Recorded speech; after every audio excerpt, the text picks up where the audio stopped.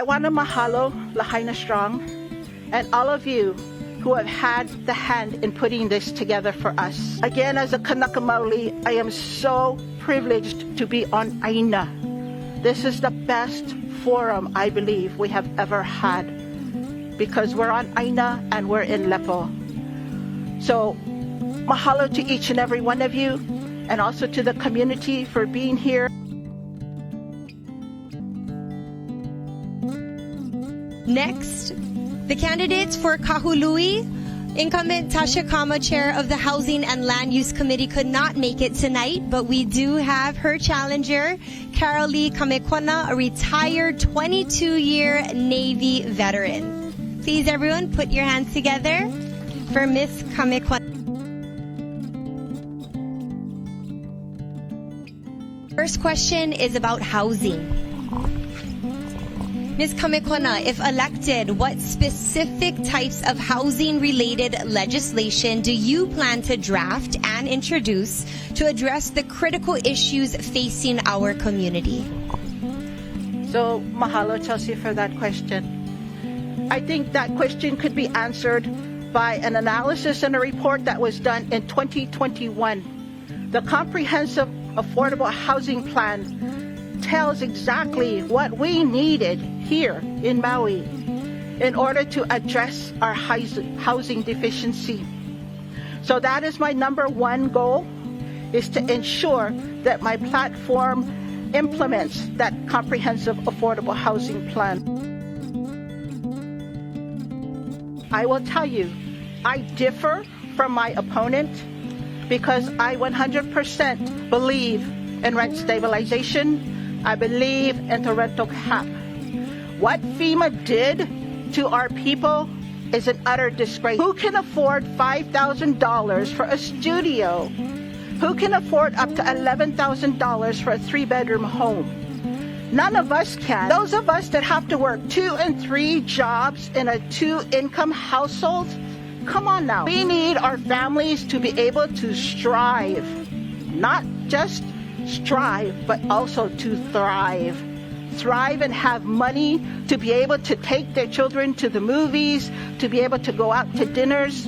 We need to be able to do that. In order to bring affordable housing in, again, I would implement the comprehensive affordable housing plan. I would ensure that there is some kind of rental cap and rent stabilization so that the rents don't go astronomically out of control like they are now. Also, with rent stabilization, it allows our people to know and to predict and to be stable in their rent. They don't have to worry about being priced out of their home. They don't have to be worried about spending such astronomical amounts. I believe Maui has enough accommodations for the visitor industry. We don't need to be building any more accommodations for them, inclusive of the STRs. I am for the STRs and the A1 and A2 being converted to long-term because we need to take care of our people now. Infrastructure is there, water is there, cable is there. Nothing else is going to be utilized or added to, where if we had to build a new project, how long is that going to take? We know well here, the permitting process is forever. So converting that STR to long-term, I support. Also, with the hotels and the resorts, Oahu has a restriction on water that hotels and resorts can use of 4,000 gallons a day.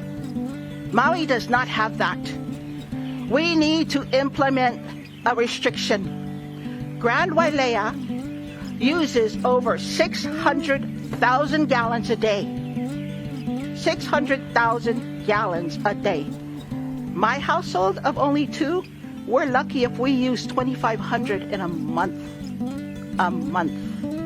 So to curb tourism accommodations, we've got enough hotels. We don't need any more.